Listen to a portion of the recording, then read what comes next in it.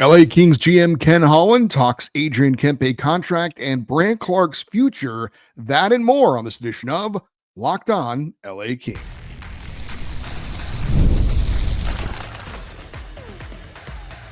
You are Locked On Kings, your daily podcast on the Los Angeles Kings. Part of the Locked On Podcast Network, your team every day.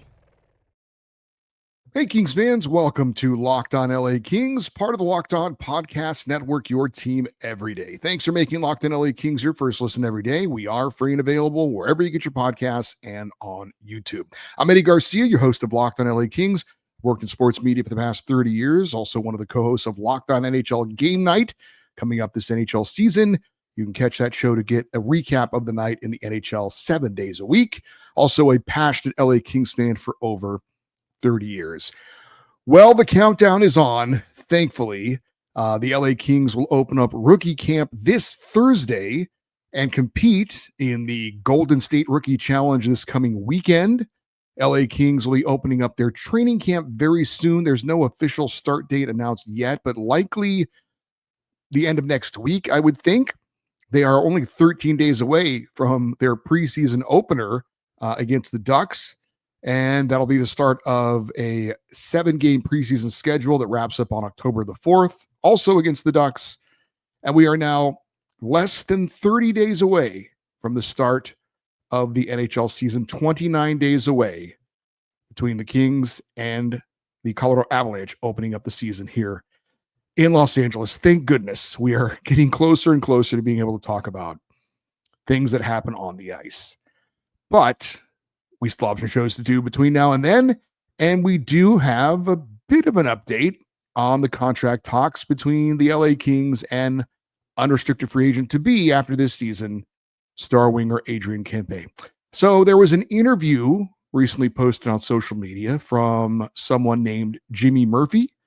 Apparently he's an NHL reporter for something called RG Media. And he, I guess, had a chance to have a brief conversation with LA Kings GM Ken Holland. And to Jimmy Murphy's credit, he asked Holland certainly about Adrian Kempe's contract. And he also asked him about young defenseman Brandt Clarke. Couple of good topics and good questions to ask. So in the interview, Murphy, when asking about the Adrian Kempe contract negotiations, referenced the recent report by Dave Pagnotta of the Fourth Period, something we talked about on this show.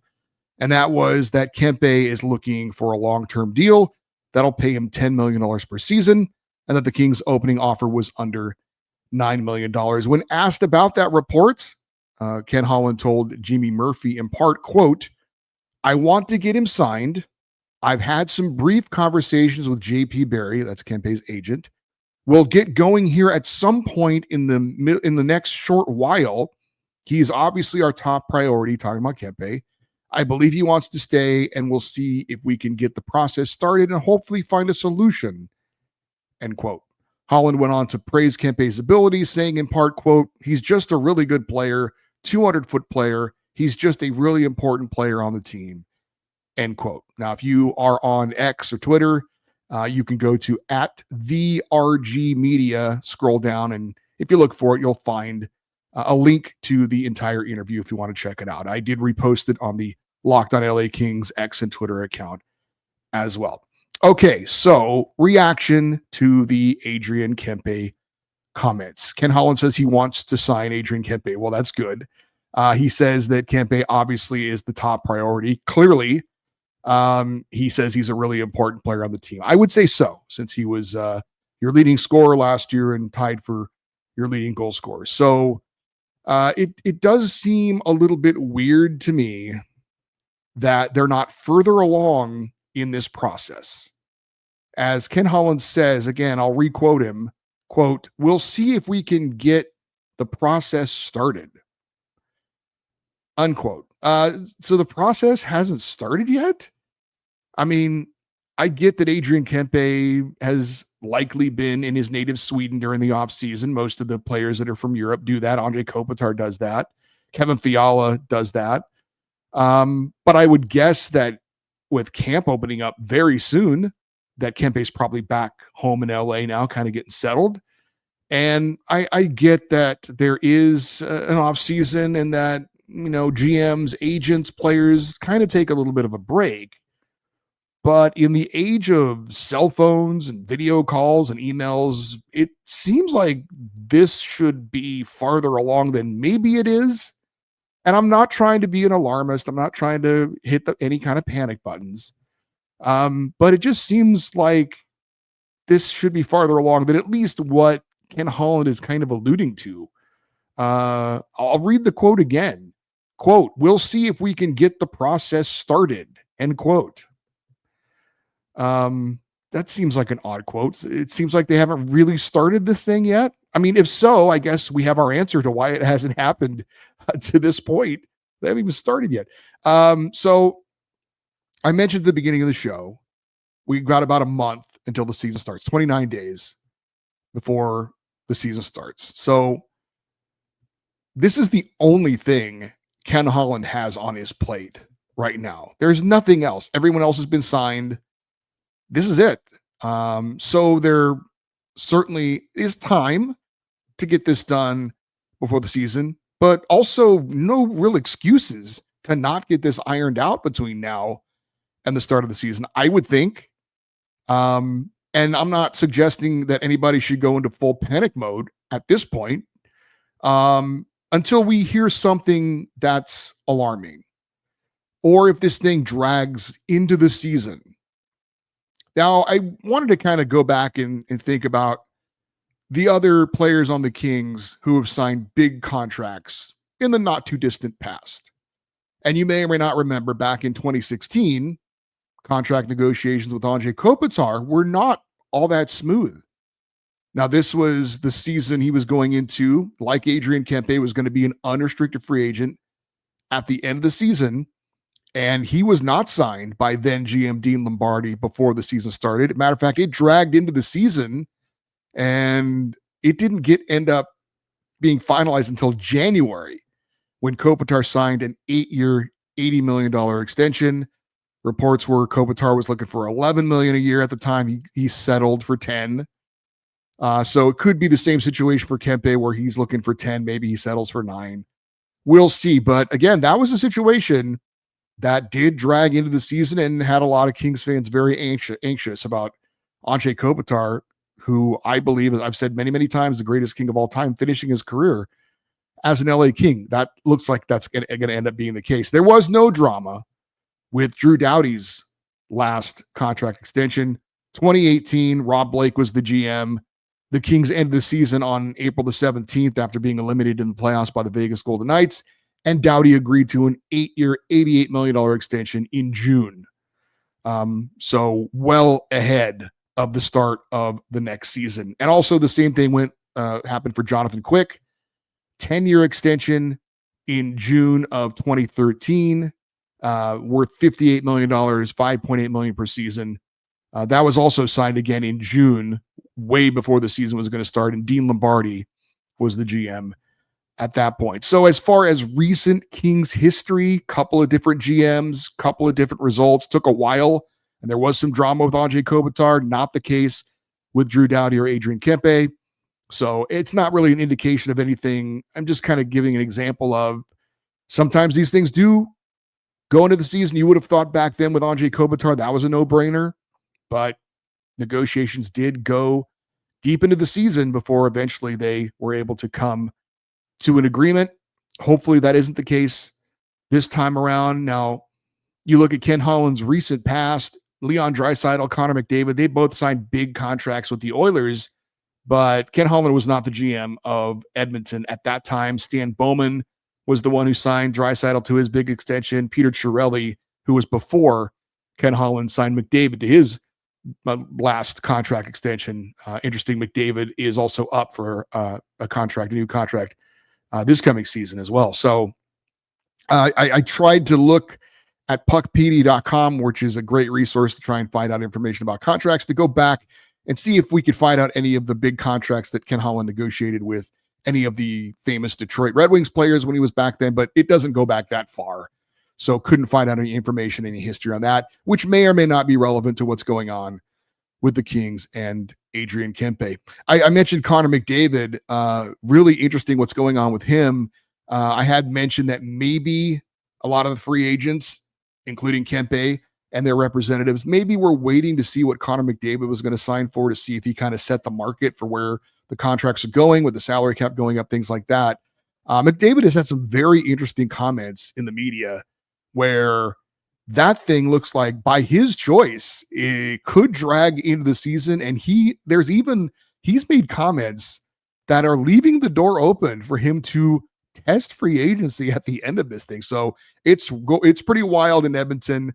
I think they're hitting the panic button a little bit more than we are at this point with Adrian Kempe, but I can certainly understand that. So look, the bottom line is, for now, the Adrian Kempe deal should get settled once Kempe is here and we're starting training camp this month. I would think if it doesn't, it will be very interesting to hear why it hasn't been finalized from Ken Holland. It'll be very interesting to hear, if it doesn't happen, what Adrian Kempe's comments are. I hope it doesn't come to that.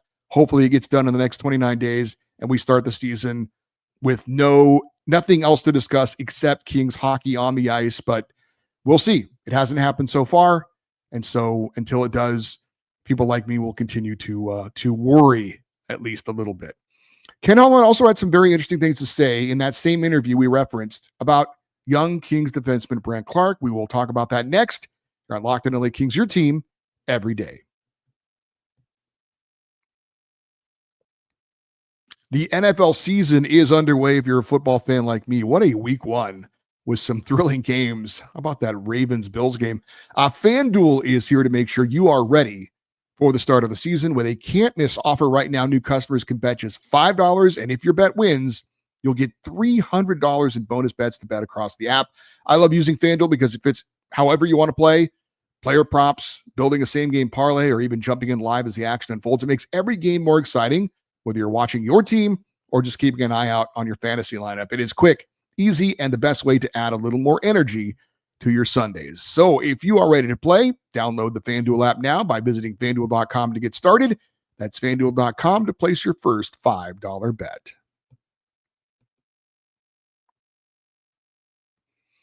All right, in the same interview that we referenced earlier, Jimmy Murphy from RG Sports talked briefly to Kings GM Ken Holland.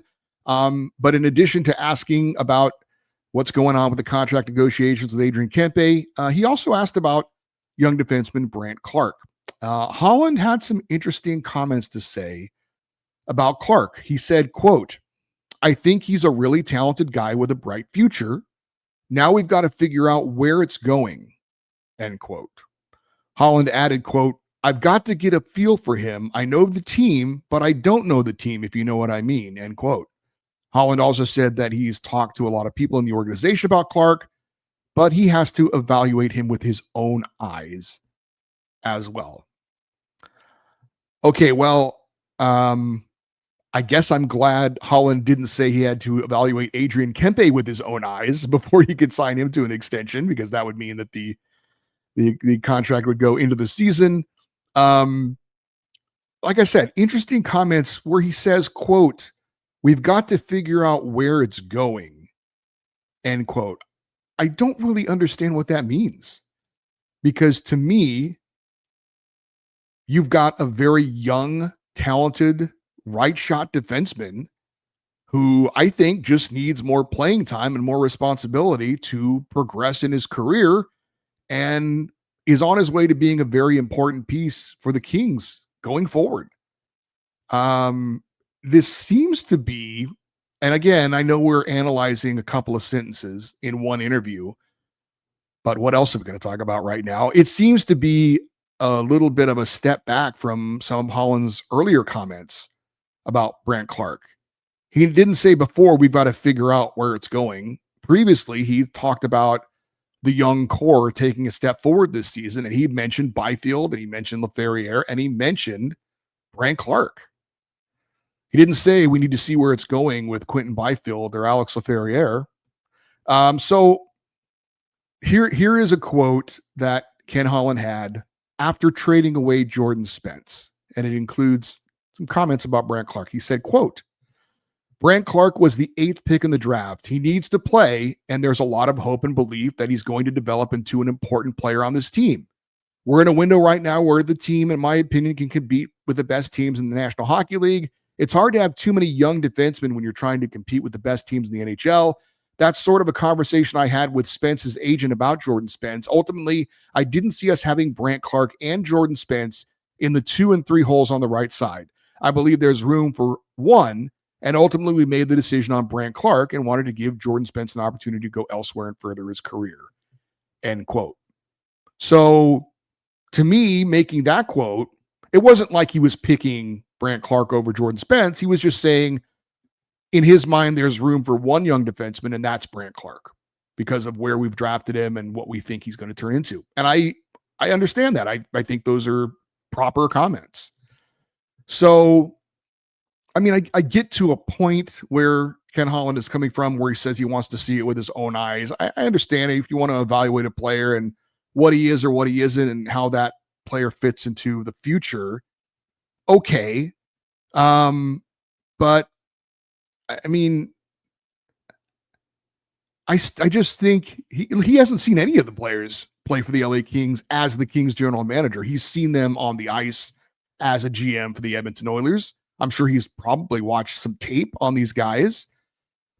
Does he need to? I mean, he hasn't said that about anyone else. You know, he hasn't said, I need to see this roster with my own eyes before I evaluate what we have. No, he's saying, I think we're a Stanley Cup contender.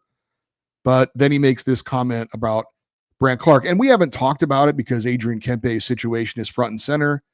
But Brandt Clarke is a restricted free agent after this upcoming season. Now, it's a different situation than Kempe because as a restricted free agent, Brandt Clarke can't walk. He's still under team control after this contract is up, but he will need a new contract, just like Alex Laferriere did this past season. So they will need to figure out what Brandt Clarke's contract is going forward. But this is not, a situation to me where they should be trying to figure out, is he going to be a part of our team going forward or not? Because that's kind of what I took from what Ken Holland had to say. I didn't think there was any question about that Brandt Clarke is and should be an important part of the Kings' future. Not that we're figuring out if he needs to be or not. Now, I know that there were rumors about Brandt Clarke maybe being traded this year, or maybe that he was on the trade block. And I'll be honest with you, I pretty much have completely dismissed those.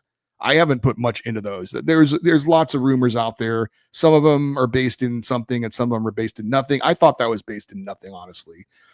But these latest comments by Ken Holland, I will just say this, it's not going to do anything to make those rumors go away based on what he said. Now, I know Ken Holland didn't draft Brandt Clarke, but any talk of him being traded to me makes zero sense. And maybe there's zero reality in this, but it's out there for what that's worth. But I think everything that the Kings have invested in Brandt Clarke, a first-round pick, 8th overall in 2021, that the Kings seemingly picked Brandt Clarke over Brock Faber in the Kevin Fiala trade. Faber is now turned into a top-pairing defenseman in Minnesota. And with Clarke's performance in his rookie season, his real rookie season this past year, 33 points, led all Kings defensemen. I think the idea of moving on from him is absolutely crazy at this point. Like I said, I think he needs a chance to show what he can do. He hasn't really been given that chance yet with an increased role and more minutes. I think he needs that this year. I hope he gets that this year to see exactly what we do have in Brandt Clarke. And I'm confident that he will show that again. He is and should be an important piece of the Kings going forward. And maybe that's what Ken Holland is talking about. And again, he's a very talented young player and that he will be a part of the Kings' future, but we'll see. I just thought the comments were interesting that, kind of we have to see what we have here. Well, I hope he gets a chance to see what we have here. So those were some brief comments in a short interview that Ken Holland did over the weekend. Some interesting comments, maybe, again, overreacting and dissecting to an extreme a couple of sentences in a short interview. Maybe not. We will have to wait and see how it goes. But I thought interesting comments on both sides for Ken Holland, on Adrian Kempe, and on Brandt Clarke as well. All right, coming up, an interesting choice by the LA Kings to represent the team at Dodger Stadium. We'll talk about that next on Locked On LA Kings, your team every day.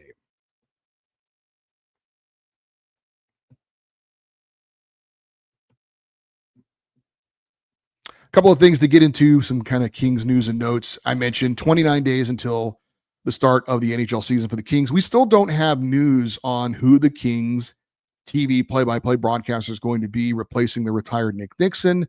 But we do have a bit of an update thanks to Kings insider Zach Dooley, kingsinsider.com, who reports that the Kings will not be doing a simulcast for the upcoming season. If you don't know, the Kings have been having, at times, their television call also broadcast on their audio network as well.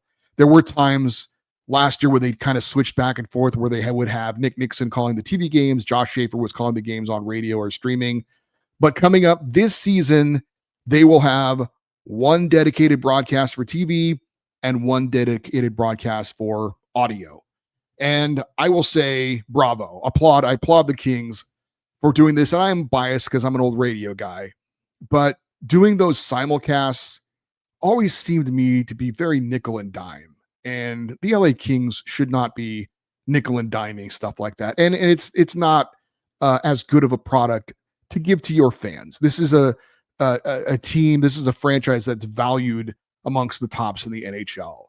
Let's have a dedicated TV broadcaster and radio broadcaster. And I'm happy to see the Kings are doing it. I know you could save a little money just having the TV broadcast put on the radio or on the streaming audio network that you have. You save a little money paying some support staff, maybe equipment, things like that. But the broadcasts are much better quality when you have a TV broadcaster and you have a radio or audio broadcaster. They're really apples and oranges. TV broadcasts are different than radio broadcasts. So having one just cover all of it, I didn't, and this is no knock on Nick Nixon, who did radio for many, many years and did it brilliantly. But I really applaud the Kings for making this switch. I hope it's something they do going forward. I'd love to see every team have this, not only because it's more opportunity for broadcasters out there to have jobs, but again, it's just a better product for your fans. Hearing a radio call from a radio broadcaster, having a TV call from a TV broadcaster, it may not seem like much to some people, but I think it's important, and I'm glad to see the Kings are doing this. So we don't know who's going to be the broadcaster for either of those. I got to assume Josh Schaefer is going to be doing one of those. Who the other one might be, we'll have to wait and see. But glad to see the Kings are having a dedicated audio and a dedicated TV broadcaster for this upcoming season. I'm pretty sure I mentioned this when it first came out, but someone asked me in our fan feedback show this past week about wanting to go and see the Kings before the season started. And I talked about rookie camp, but I didn't get into the preseason. So I did want to mention this again. I may have mentioned it when they first released the schedule, but for you that are interested now with the preseason games coming up soon, the Kings have 7 preseason games. 4 of them are in Southern California-ish. They start Sunday, September 21st, Kings versus Ducks, 3 p.m. That's in Ontario, Toyota Arena. That's the home of the Ontario Reign. Then they play September 23rd against the Golden Knights. That's in Vegas. Wednesday, September 24th, Kings at Ducks. That's at the Honda Center in Anaheim, 7 p.m. face-off.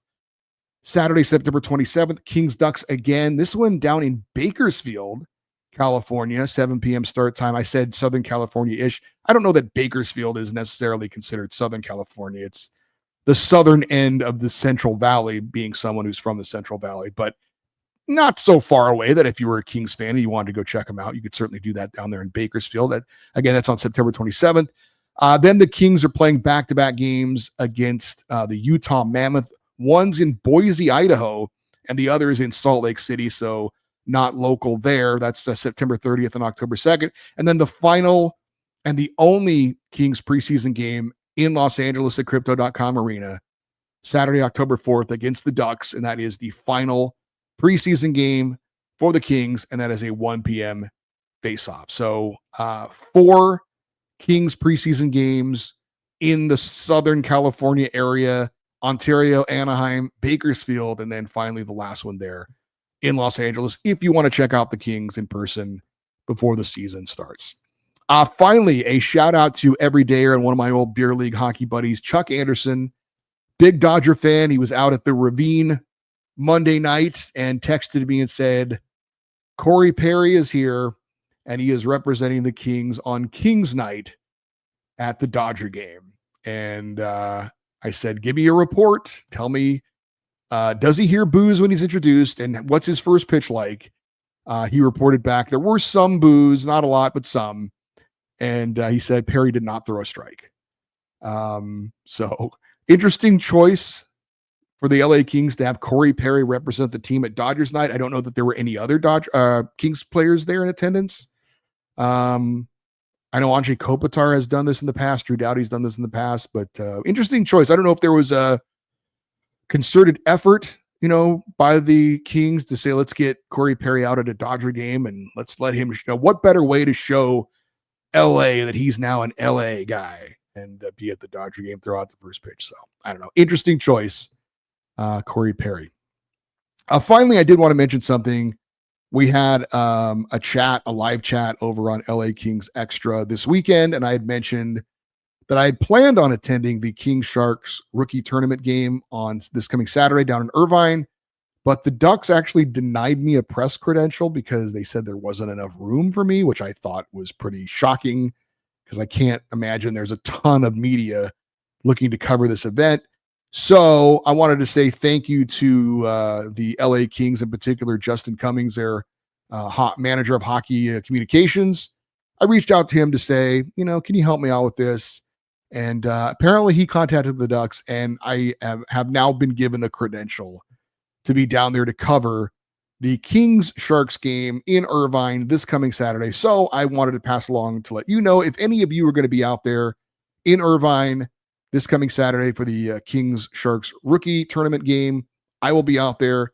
And if you want to say hello, I would be more than happy to say hello to you. Just reach out on social media or with an email, and we can certainly make that happen. So thanks again to Justin Cummings and the folks at the LA Kings for helping me out with that. For you everydayers, those who listen to watch Locked On LA Kings every day, would love to get your reaction from today's show about the comments from Ken Holland on Adrian Kempe and Brandt Clarke for our weekly fan feedback show coming up at the end of the week. You can send your comments or questions to lockedoneddie@gmail.com, EDDIE. If you're watching on YouTube, welcome your comments in the feedback section. We'd love you to stay connected with the show on social media, X, Twitter, Instagram, TikTok. We are at Locked On LA Kings. And if you're interested in some LA Kings extra content, you can email lakingsextra@gmail.com and we'll get you more information on that. I'm Eddie Garcia. Thank you for listening and watching Locked On LA Kings, part of the Locked On Podcast Network, your team every day. Have a great rest of your day. We'll talk to you next time. And as always, go Kings go.